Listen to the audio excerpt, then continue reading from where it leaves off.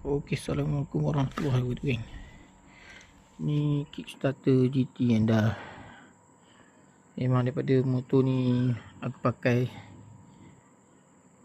tak ingat lah, macam dah pernah tukar sekali kot. Dah lama juga lah, dah loose. Nampak tu. Oh, ni aku beli yang baru. So aku beli yang original. Original biasanya tahan lama lah. Ini yang lokal pun tahan dah lama. Tak pasti lah original ke lokal, tapi memang tahan lama jugalah benda ni. Memang susah nak rosak.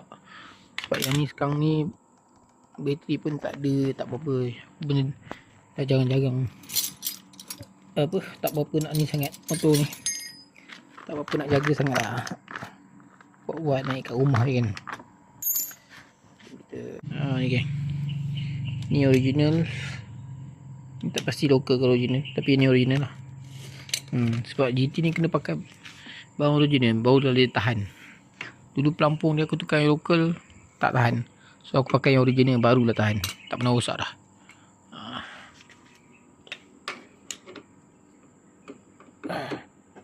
Okey, kena pakai ketuk sikit.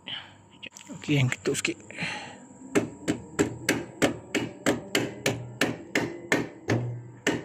Okey, alright, kita pasang. Yang ni saiz 8, yang ni saiz 10. Ada tak 10? 10. Okey, ada.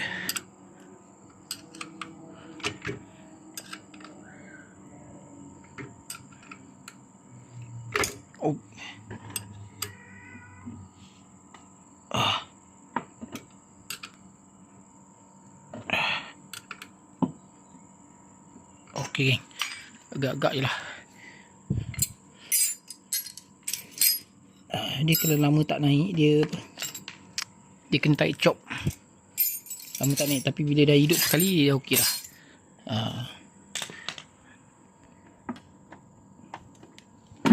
Kita kunci dulu. Okey, bateri pun weak tu, nampak. Nampak tu 8. Memang bergantung pada ni je. Kita start. Bismillahirrahmanirrahim.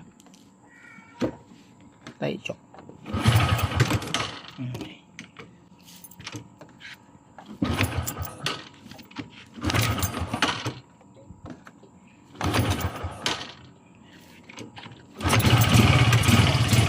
Pulas dia.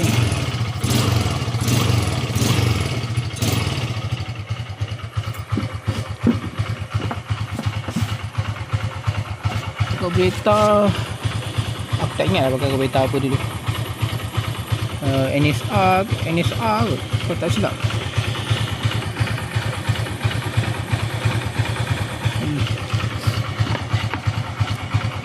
Dulu masa pakai carburetor standard dia susah nak hidup lah. Tukar carburetor ni dah okey. Dulu timing carburetor standard timing pun tak ada. Pakai carburetor ni barulah okey, ada timing tu semua okey sikit lah. Motor ni kalau standard memang tahan ni. Memang tahan, tak buat apa. Tapi itulah dia tak laju. Alright kan, dia sampai sini saja. Kita dah tukar dah. Okey dah. Ni yang boleh jampak ni. Buruk. Right. Kita test sekali yang okey tak. Start. Sekali tak. Oh, mentor sebelah dah mati Ni mentor LED T10.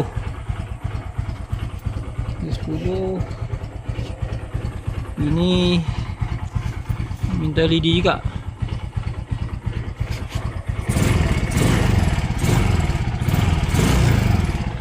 Yang atas yang ni hidup, yang ni mati.